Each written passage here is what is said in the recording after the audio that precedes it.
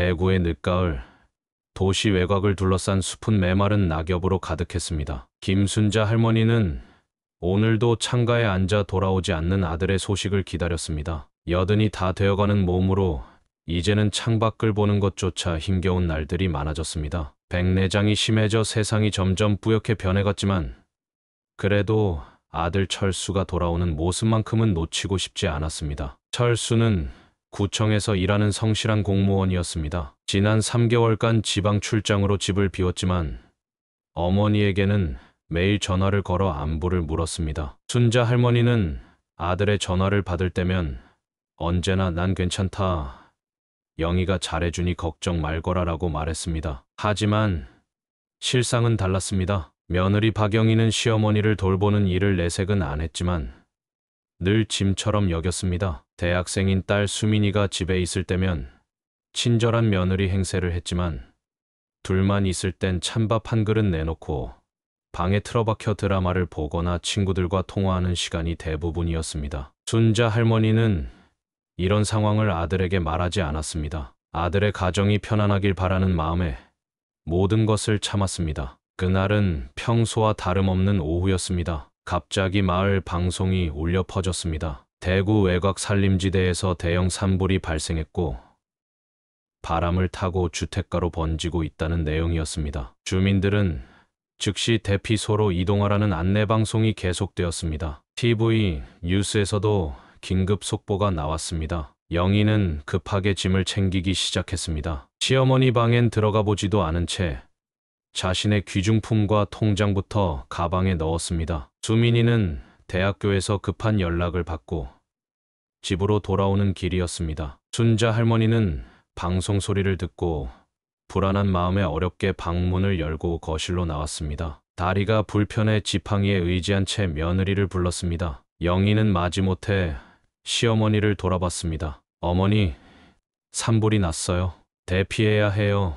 영희의 말투는 차가웠지만 순자 할머니는 고개를 끄덕였습니다. 오랜 세월 며느리의 차가운 말투에 익숙해져 있었습니다. 영희는 시어머니의 중요한 약과 옷가지를 대충 챙겼습니다. 그러면서도 머릿속에는 이상한 생각이 떠올랐습니다. 시어머니가 없다면 이 집은 모두 자신의 것이 될 수 있을 텐데. 순간 영희는 자신의 생각에 스스로 놀랐지만 곧 그 생각은 더 구체적으로 변해갔습니다. 몇 달 전 철수는 어머니의 재산을 정리하며 집을 어머니 명의로 해두었습니다. 할머니가 돌아가시면 그때 상속받겠다고 했지만 영희는 그 결정이 마음에 들지 않았습니다. 지금 집값이 오르고 있는데 노인이 무슨 재산 관리를 하냐며 남편과 다투기도 했습니다. 하지만 철수는 어머니를 존중하는 마음에서 그 결정을 번복하지 않았습니다. 창밖으로는 점점 붉은 빛이 번져왔습니다. 멀리서 소방차 사이렌 소리가 들려왔고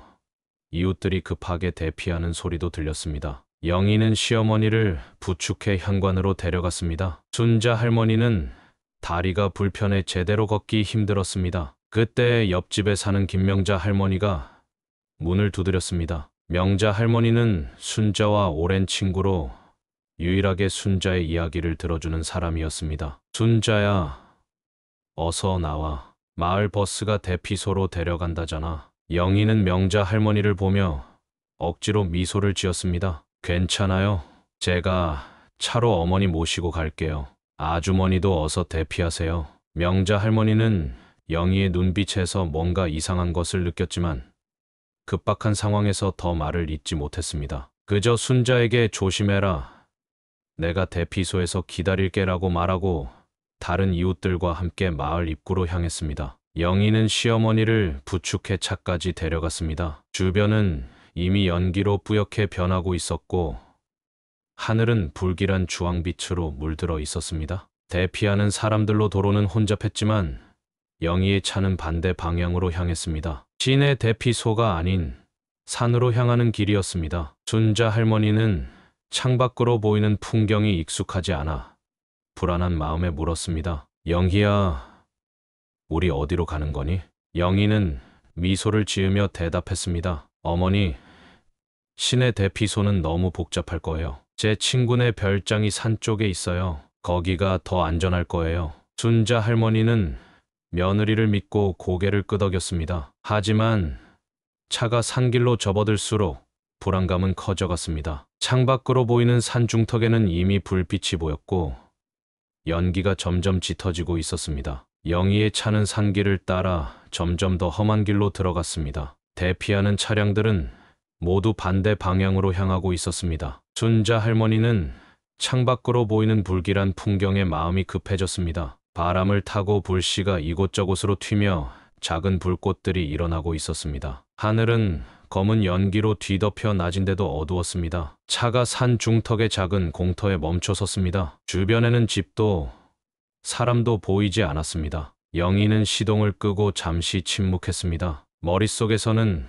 갈등이 일어나고 있었습니다. 정말 이대로 시어머니를 두고 가도 되는 걸까? 하지만 곧 그 마음은 욕심으로 바뀌었습니다. 노인은 어차피 오래 살지 못할 텐데 이참에 집과 재산을 차지할 수 있다면. 영희는 결심했습니다. 그녀는 시어머니에게 미소를 지으며 말했습니다. 어머니, 여기서 잠시만 기다리세요. 제가 앞에 있는 별장에 가서 문을 열고 올게요. 순자 할머니는 불안한 눈빛으로 주변을 살폈습니다. 어디에도 별장 같은 건물은 보이지 않았습니다. 하지만 오랜 세월 며느리의 말에 순종하며 살아왔던 그녀는 또다시 고개를 끄덕였습니다. 그래, 어서 다녀오너라. 여기 연기가 점점 심해지는 것 같구나. 영희는 시어머니의 손에 물병을 쥐어주었습니다. 그리고 차에서 내려 트렁크에서 시어머니의 가방을 꺼내 옆에 내려놓았습니다. 무언가 말하려는 듯 입을 열었다가 다시 닫았습니다. 마지막 양심의 가책이었을지도 모릅니다. 하지만 곧 그녀는 차에 올라타 시동을 걸었습니다. 어머니, 길이 험해서 차를 여기 두기는 어려울 것 같아요. 저 앞에 주차해두고 곧 돌아올게요. 순자 할머니는 뭔가 이상함을 느꼈지만 며느리를 의심할 이유가 없었습니다. 그녀는 공터에 홀로 남겨진 채 며느리의 차가 멀어지는 것을 바라보았습니다. 영희의 차는 산길을 따라 내려가더니 곧 굽이진 도로 너머로 사라졌습니다. 시간이 지나도 영희는 돌아오지 않았습니다. 산 아래쪽에서는 점점 더 큰 불길이 치솟았고 연기는 순자 할머니가 있는 곳까지 밀려왔습니다. 할머니는 숨이 막혀 기침을 했습니다. 지팡이에 의지한 채 주변을 살폈지만 어느 곳에도 별장은 보이지 않았습니다. 점점 더 불안해진 그녀는 가방에서 휴대폰을 찾았습니다. 하지만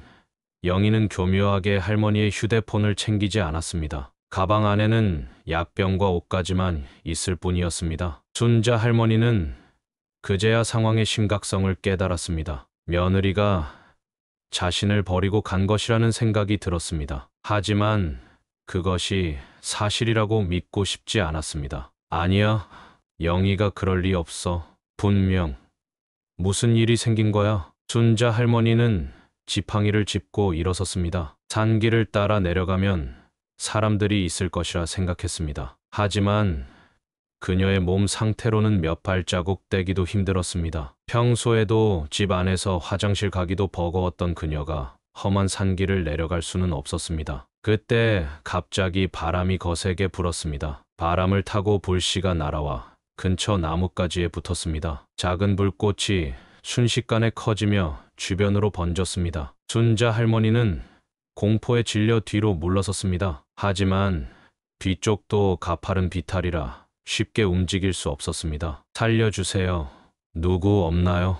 할머니의 외침은 불길의 소리에 묻혀 아무도 들을 수 없었습니다. 그녀는 지팡이를 짚고 간신히 바위 뒤로 몸을 숨겼습니다. 불이 점점 가까워지고 있었습니다. 한편 영희는 집으로 돌아왔습니다. 아직 대피령이 해제되지 않아 동네는 텅 비어 있었습니다. 그녀는 집 안에 들어와 거울 앞에 섰습니다. 눈가에 맺힌 눈물을 닦으며 스스로를 위로했습니다. 이건 어쩔 수 없는 일이야. 어차피 오래 살지 못할 사람이었어. 내가 집과 재산을 지킬 거야. 그때 현관문이 열리는 소리가 들렸습니다. 수민이 황급히 들어왔습니다. 소식을 듣고 급히 돌아온 것이었습니다. 수민은 어머니를 보자마자 물었습니다. 엄마, 할머니는요?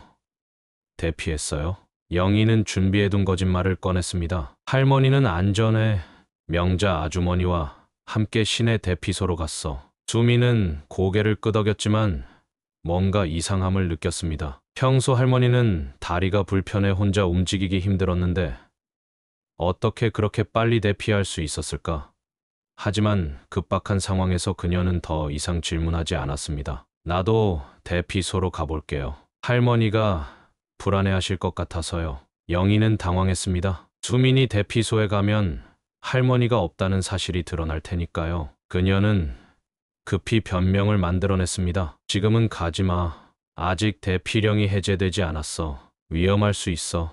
아빠한테 전화해서 상황 알려드리는 게 좋겠다. 수미는 잠시 고민하다가 고개를 끄덕였습니다. 그녀는 아버지에게 전화를 걸었습니다. 철수는 지방 출장 중이었지만 대구 산불 소식을 듣고 매우 걱정하고 있었습니다. 아빠, 저희 괜찮아요? 엄마랑 저는 집에 있고 할머니는 대피소에 계시대요. 철수는 안도의 한숨을 내쉬었습니다. 하지만 그는 어머니가 걱정되어 직접 확인하고 싶어 했습니다. 어머니와 통화할 수 있게 해줄래? 많이 놀라셨을 것 같아서. 수미는 영희를 바라보았습니다. 영희는 당황한 기색을 감추고 전화기를 받았습니다. 여보, 어머님은 지금 대피소에서 쉬고 계세요. 전화기도 안 가져가셨어요. 내일쯤 상황이 나아지면 모셔올게요. 걱정하지 마세요. 철수는 뭔가 이상함을 느꼈지만 아내의 말을 믿었습니다. 그는 내일 아침 첫 기차로 돌아오겠다고 말했습니다. 통화가 끝나고 영희는 식은땀을 흘렸습니다. 내일이면 모든 것이 드러날 것입니다. 하지만 이미 돌이킬 수 없는 선택을 했습니다. 그녀는 어떻게든 상황을 모면하려 했습니다. 밤이 깊어갔습니다. 대구 외곽의 산불은 소방대의 필사적인 노력으로 조금씩 진화되고 있었습니다. 대피 주민들은 시내 체육관에 마련된 임시 대피소에서 밤을 보내고 있었습니다. 김명자 할머니는 이웃들 사이에서 계속 순자를 찾았습니다. 하지만 어디에도 순자 할머니의 모습은 보이지 않았습니다. 명자 할머니는 불안한 마음에 대피소 관리자에게 물었습니다. 김순자라고 우리 동네 사는 다리 불편한 할머니 보셨어요? 관리자는 대피 명단을 확인했지만 순자 할머니의 이름은 없었습니다. 명자 할머니의 불안감은 커져갔습니다. 그녀는 영희가 순자를 데리고 간다고 했던 말이 떠올랐습니다. 하지만 영희와 순자, 어느 누구도 대피소에 오지 않았습니다. 한편 집에서는 수민이 점점 더 불안해하고 있었습니다. 뉴스에서는 산불이 통제되고 있다는 소식이 나왔지만 할머니가 걱정되었습니다. 수민은 어머니에게 다시 물었습니다. 엄마, 할머니가 정말 대피소에 계신 거 맞아요? 아까부터 계속 전화해보는데 대피소에 할머니가 없다고 해요. 영희는 당황했지만 또다시 거짓말을 이어갔습니다. 아, 그게 할머니가 영자 아주머니 조카 집으로 가셨대. 대피소가 너무 시끄럽고 불편하다고. 수미는 의심스러운 눈빛으로 어머니를 바라보았습니다. 그녀는 무언가 이상함을 직감했습니다. 평소 할머니는 낯선 곳에 가는 것을 매우 불안해했습니다. 특히 건강이 좋지 않은 상태에서 갑자기 다른 집으로 간다는 것이 이상했습니다. 그럼 영자 할머니 조카 연락처 알려주세요. 제가 직접 확인해 볼게요. 영희는 더 이상 변명할 수 없었습니다. 그녀는 화를 내며 말했습니다. 왜 이렇게 캐물어? 내가 거짓말이라도 한다고 생각하는 거야? 수미는 어머니의 반응에 더욱 의심이 커졌습니다. 그녀는 급히 방으로 들어가 할머니의 방을 살펴보았습니다. 할머니의 약은 모두 사라져 있었지만 이상하게도 휴대폰과 지갑은 여전히 방에 있었습니다. 할머니가 급히 대피했다면 중요한 물건들을 놔두고 갔을 리가 없었습니다. 수미는 급히 대피소로 향했습니다. 영희는 말리려 했지만 수미는 단호했습니다. 그녀는 대피소에 도착해 관리자들에게 할머니에 대해 물었지만 역시 아무도 본 적이 없다고 했습니다. 그때 명자 할머니가 수민을 발견했습니다. 수민아, 내 할머니 못 봤니? 영희가 차로 모시고 간다고 했는데 여기 안 계시더라. 수미는 충격을 받았습니다. 어머니의 거짓말이 하나씩 드러나고 있었습니다. 그녀는 명자 할머니에게 자초지종을 물었습니다. 우리 집에서 나오실 때 보신 거예요? 명자 할머니는 고개를 끄덕였습니다. 그래, 내가 대피하라고 문 두드렸더니 영희가 차로 데려간다고 했어. 근데 이상한 건 차가 대피소 방향이 아닌 산 쪽으로 올라가는 걸 봤다는 거야. 처음엔 다른 길로 돌아가나 싶었는데 지금 생각해보니 이상하네. 수미는 온몸에 전율이 흘렀습니다.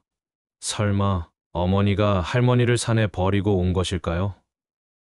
그녀는 그 생각을 떨쳐내려 했지만 모든 정황이 그쪽을 가리키고 있었습니다. 수미는 급히 경찰에 신고했습니다. 실종자 수색 요청이었습니다. 그녀는 경찰에게 산불 속에 할머니가 혼자 남겨져 있을지 모른다고 말했습니다. 경찰은 즉시 소방대와 협력하여 수색 작업을 시작했습니다. 한편 순자 할머니는 산 중턱에서 힘겹게 버티고 있었습니다. 바위 뒤에 몸을 숨긴 채 불길을 피했지만 연기 때문에 호흡이 곤란했습니다. 그녀는 의식이 흐려지는 것을 느꼈습니다. 생의 마지막 순간 그녀는 아들 철수와 손녀 수민의 얼굴을 떠올렸습니다. 그리고 왜 며느리가 자신을 이곳에 버렸는지 이해할 수 없었습니다. 밤새 수색 작업이 이어졌습니다. 소방헬기와 드론이 동원되었고 산불 진화 작업과 함께 실종자 수색이 병행되었습니다. 수민은 대피소에서 밤을 새웠습니다. 명자 할머니가 옆에서 위로해 주었지만 마음은 무거웠습니다. 다음 날 아침 철수가 급히 대구로 돌아왔습니다. 그는 대피소에서 딸을 만나 상황을 전해 들었습니다. 철수는 충격에 빠졌습니다. 아내가 어머니를 버렸다는 사실을 믿을 수 없었습니다. 아빠, 엄마가 거짓말을 해요. 할머니를 대피소에 모셨다고 했는데 아무도 못 봤대요. 명자 할머니가 엄마 차가 산 쪽으로 향하는 걸 봤다고 해요. 철수는 아내에게 전화를 걸었습니다. 영희는 전화를 받지 않았습니다. 그는 집으로 향했습니다. 집에 도착하자 영희는 당황한 표정으로 남편을 맞이했습니다. 여보, 이게 무슨 소리야? 어머니를 산에 버렸다고? 말도 안 돼. 철수는 아내의 눈을 똑바로 바라보며 물었습니다. 정말로 어머니를 어디로 모셨어? 진실을 말해. 영희는 말문이 막혔습니다. 그녀는 더 이상 거짓말을 이어갈 수 없었습니다. 그때 경찰이 현관문을 두드렸습니다. 경찰은 영희에게 어제 오후의 행적에 대해 조사하러 왔다고 했습니다. 특히 시어머니를 어디로 모셨는지 구체적으로 진술해달라고 요청했습니다. 영희는 경찰 앞에서도 같은 거짓말을 반복했습니다. 시어머니가 대피소에 있다고 아마도 다른 친척 집으로 옮겨갔을 거라고 말했습니다. 하지만 경찰은 이미 모든 대피소와 인근 가족들을 확인했다며 김순자 할머니를 찾을 수 없다고 했습니다. 그 순간 철수의 전화기가 울렸습니다. 소방대에서 온 전화였습니다. 산 중턱에서 노인으로 추정되는 분을 발견했다는 내용이었습니다. 철수와 수미는 즉시 병원으로 향했습니다. 경찰은 영희를 동행하도록 했습니다. 병원 응급실은 긴장감으로 가득했습니다. 의료진들이 분주히 오가는 가운데 철수와 수미는 초조하게 기다렸습니다. 영희는 경찰의 감시 아래 멀찍이 떨어져 앉아 있었습니다. 그녀의 얼굴은 창백했고 손은 떨리고 있었습니다. 얼마 후 의사가 나와 상황을 설명했습니다. 산 중턱에서 발견된 노인은 김순자 할머니가 맞았습니다. 그녀는 심한 화상과 연기 흡입으로 인한 호흡곤란, 탈수 증세를 보이고 있다고 했습니다. 다행히 바위 뒤에 몸을 숨겨 직접적인 화염은 피했지만 상태가 매우 위중했습니다. 지금은 중환자실에서 치료 중입니다. 의식이 간헐적으로 돌아오고 있지만 나이가 있으신 만큼 예후는 좋지 않습니다. 철수는 망연자실한 표정으로 의사의 말을 들었습니다. 그의 어머니가 이런 상황에 처하게 될 줄은 상상도 하지 못했습니다. 수미는 할머니를 만날 수 있는지 물었고 의사는 짧게 면회를 허락했습니다. 중환자실에 들어간 철수와 수미는 산소 마스크를 쓴 채 온몸에 붕대를 감고 누워있는 순자 할머니를 보고 충격을 받았습니다. 평소 작은 체구였던 할머니는 더욱 작아 보였고 얼굴은 연기로 그을려 있었습니다. 철수가 어머니의 손을 잡자 순자 할머니는 천천히 눈을 떴습니다. 흐릿한 시야로 아들의 얼굴을 알아본 듯 했습니다. 할머니는 산소 마스크 너머로 무언가 말하려 했습니다. 철수는 귀를 기울였습니다. 희가 나를. 순자 할머니의 목소리는 너무 작아 겨우 들릴 정도였지만 그 말은 분명했습니다. 영희가 산에 버리고 갔다. 그 말을 끝으로 할머니는 다시 의식을 잃었습니다. 철수는 충격에 휩싸였습니다. 아내가 어머니를 의도적으로 산에 버렸다는 사실이 이제는 명백했습니다. 그는 병실을 나와 경찰에게 다가갔습니다. 어머니가 깨어나셨습니다. 제 아내가 고의로 어머니를 산에 버렸다고 하셨어요. 경찰은 고개를 끄덕였습니다. 그들은 이미 영희의 차량 이동 경로를 확인했고 산 중턱 공터에 잠시 정차한 후 바로 시내로 돌아온 사실을 파악했습니다. 더 이상 변명의 여지가 없었습니다. 영희는 경찰서로 연행되었습니다. 그곳에서 그녀는 모든 것을 자백했습니다. 시어머니의 재산을 노리고 계획적으로 산불 상황을 이용해 버리고 왔다는 것을 인정했습니다. 그녀는 살인미수와 유기 혐의로 구속되었습니다. 철수는 변호사를 만나 이혼 소송을 준비했습니다. 20년 넘게 함께한 아내였지만 어머니에게 한 일은 도저히 용서할 수 없었습니다. 수민 역시 어머니의 행동에 큰 충격을 받았고 아버지 편에 서서 할머니를 간호하기로 했습니다. 하지만 순자 할머니의 상태는 나아지지 않았습니다. 고령의 그 충격적인 사건과 신체적 손상으로 인해 건강은 급속도로 악화되었습니다. 이번 일주일 만에 할머니는 폐렴 합병증으로 결국 세상을 떠났습니다. 장례식은 조용히 치러졌습니다. 철수와 수민 그리고 명자 할머니를 비롯한 이웃들만 참석했습니다. 영희는 구치소에서 장례식에 참석하지 못했습니다. 철수는 어머니의 영정 앞에서 오랫동안 무릎을 꿇고 앉아 있었습니다. 마지막까지 자신을 위해 거짓말하고 자신을 걱정했던 어머니에게 더 잘해드리지 못한 후회가 밀려왔습니다. 수미는 아버지 옆에 앉아 손을 잡아주었습니다. 그녀는 할머니의 죽음 앞에서 깊은 상실감을 느꼈습니다. 동시에 어머니의 끔찍한 선택으로 인해 가족이 산산조각 난 현실을 받아들이기 힘들었습니다. 명자 할머니는 조문객들에게 순자의 이야기를 들려주었습니다. 평생 가족을 위해 헌신하고 희생했던 그녀의 삶, 그리고 마지막까지 며느리를 의심하지 않고 믿었던 그녀의 선한 마음에 대해 말했습니다. 순자는 평생 한 번도 자기 자신을 위한 삶을 살지 않았어요. 모든 것을 아들과 가족을 위해 바쳤지요. 그런데 마지막에 저런 배신을 당하다니. 장례식이 끝난 후 철수는 어머니의 유품을 정리했습니다. 그 중에는 오래된 일기장이 있었습니다. 일기장에는 영희와의 갈등, 재산 문제로 인한 불안, 그리고 그럼에도 불구하고 아들 가족의 행복을 위해 모든 것을 참았다는 내용이 적혀 있었습니다. 마지막 페이지에는 이런 글이 있었습니다. 영희가 요즘 더 냉랭해진 것 같다. 하지만 이해한다. 나같이 늙고 병든 시어머니는 짐일 뿐이니. 그래도 철수와 수민이가 행복하게 지내는 모습을 보니 괜찮다. 내 재산은 모두 철수에게 남기겠지만 영희에게도 작은 선물을 남기고 싶다. 그동안 나를 돌봐준 고마움의 표시로. 철수는 그 글을 읽고 눈물을 흘렸습니다. 어머니는 끝까지 가족만을 생각했고 심지어 자신을 버린 며느리에게도 미움을 품지 않았습니다. 몇 개월 후 영희는 법정에서 12년형을 선고받았습니다. 살인미수와 노인유기 혐의가 모두 인정된 것입니다. 재판장은 판결문에서 가족 구성원인 노인을 재산을 노리고 자연재해 상황에서 고의로 유기한 행위는 용서받을 수 없는 범죄라고 강조했습니다. 철수와 수미는 새로운 시작을 위해 다른 도시로 이사했습니다. 순자 할머니가 남긴 집과 재산은 일부 기부하고 나머지는 수민의 대학 학비로 사용하기로 했습니다. 철수는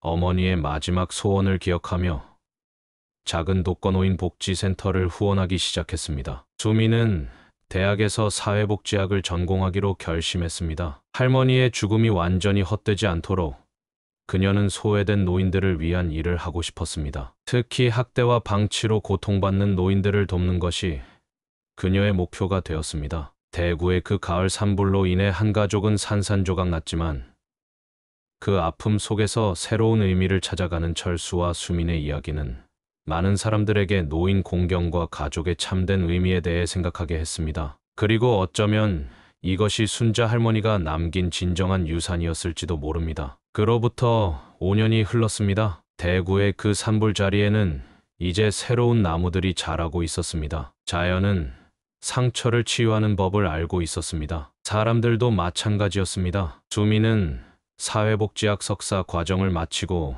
노인보호센터에서 일하게 되었습니다. 그녀는 할머니의 이름을 딴 순자 할머니 쉼터라는 노인 돌봄 프로그램을 시작했습니다. 가족에게 방치되거나 학대받는 노인들을 위한 공간이었습니다. 수미는 매일 할머니를 떠올리며 더 많은 노인들이 따뜻한 노후를 보낼 수 있도록 노력했습니다. 철수는 공직에서 은퇴한 후 수민의 일을 돕고 있었습니다. 그는 어머니의 죽음 이후 삶의 의미를 다시 찾는 과정에서 많은 것을 깨달았습니다. 특히 노인 문제에 관심을 갖게 되었고 여러 지역사회 활동에 참여하며 노인복지 개선을 위해 힘썼습니다. 그들이 설립한 순자 할머니 쉼터가 개소한 날 명자 할머니도 참석했습니다. 이제 나이가 더 들어 지팡이에 의지한 채였지만 여전히 맑은 정신으로 순자의 이야기를 전해주었습니다. 순자는 평생 남을 위해 살았어요. 그런 순자의 이름으로 이런 좋은 일을 하니 하늘에서 아주 기뻐하고 있을 거예요. 그날 저녁 수미는 쉼터 정원에 심어둔 매화나무 아래 벤치에 앉았습니다. 할머니가 생전에 매화를 좋아하셨다고 들었기 때문에 특별히 심어둔 나무였습니다. 봄이 오면 하얀 꽃이 만발할 것입니다. 할머니 보고 계신가요? 할머니 이름으로 좋은 일을 하고 있어요. 할머니처럼 외롭게 지내는 분들이 없도록 제가 열심히 할게요. 바람이 살랑이며 나뭇가지를 흔들었습니다. 마치 순자 할머니가 손녀에게 답하는 것 같았습니다. 한편 교도소에서 영희는 자신의 잘못을 깊이 뉘우치고 있었습니다. 그녀는 교도소 내에서 재소자 교육 프로그램에 참여하며 삶의 의미를 다시 찾으려 노력했습니다. 특히 노인 문제에 관한 강의를 들으며 자신의 행동이 얼마나 끔찍했는지 매일 깨닫고 있었습니다. 그녀는 몇 번이나 철수와 수민에게 용서를 구하는 편지를 보냈지만 답장은 오지 않았습니다. 하지만 그녀는 포기하지 않고 계속해서 자신의 잘못을 인정하고 반성하는 내용의 편지를 보냈습니다. 그날도 영희는 편지를 쓰고 있었습니다. 시어머니, 하늘에 계시다면 저를 용서해 주세요. 제가 얼마나 어리석고 이기적이었는지 이제야 깨닫습니다. 재산이 아니라 가족의 사랑이 진짜 소중한 것이었는데 순자 어머니 정말 죄송합니다. 영희의 눈에서 진심 어린 눈물이 흘러내렸습니다. 하지만 그 눈물로 과거의 잘못이 씻겨 나가지는 않았습니다. 그녀는 앞으로도 오랫동안 자신의 죗값을 치르며 살아가야 할 것입니다. 순자 할머니 쉼터는 점점 더 많은 노인들의 안식처가 되어갔습니다. 수미는 할머니의 이야기를 통해 노인 학대의 심각성을 알리는 강연도 하고 있었습니다. 그녀의 이야기를 들은 많은 사람들이 주변의 노인들에게 더 관심을 갖게 되었고 조금씩 사회가 변화하기 시작했습니다. 철수는 잠시 할머니의 묘소를 찾았습니다. 그는 어머니 앞에 무릎을 꿇고 이야기를 나누었습니다. 어머니, 수민이가 정말 자랑스러운 아이로 자랐어요. 어머니의 이름으로 좋은 일을 하고 있어요. 저도 이제야 어머니가 원하셨던 아들이 되려고 노력하고 있어요. 늦었지만 용서해 주세요. 바람이 불어 묘지 주변의 꽃들이 흔들렸습니다. 철수는 마치 어머니가 자신을 감싸 안는 것 같은 느낌을 받았습니다. 그는 이제 과거의 아픔을 딛고 앞으로 나아가고 있었습니다. 그날 밤 수미는 꿈을 꾸었습니다. 할머니가 환하게 웃으며 그녀를 안아주는 꿈이었습니다. 할머니는 꿈속에서 말했습니다. 수민아, 너희가 하는 일이 정말 자랑스럽구나. 할머니는 이제 행복하단다. 수미는 눈물을 흘리며 잠에서 깨어났습니다. 창밖으로 보이는 달빛이 그녀의 얼굴을 비추고 있었습니다. 그녀는 마음속으로 다짐했습니다. 할머니의 희생이 헛되지 않도록 더 많은 사람들에게 노인 공경의 중요성을 알리겠다고. 대구의 그 가을 산불은 한 가족의 비극적인 이야기를 만들었지만 그 아픔을 통해 더 많은 사람들이 깨달음을 얻었습니다. 재산보다 중요한 것은 가족 간의 사랑과 존중이라는 것을. 그리고 김순자 할머니의 이름은 많은 노인들에게 희망의 빛으로 남게 되었습니다. 꽃이 지고 새잎이 돋듯 세월은 흘러갔습니다. 하지만 순자 할머니의 이야기는 많은 사람들의 가슴 속에 오래도록 남았습니다. 그리고 그 이야기는 우리 사회가 노인들을 더 소중히 여기고 존중하는 문화를 만드는데 작은 씨앗이 되었습니다. 오늘 이야기가 재밌으셨다면 구독과 좋아요 꾹 눌러주시고 댓글로 어디서 시청하고 계신지 알려주세요. 오늘 하루도 행복하시길 바라겠습니다.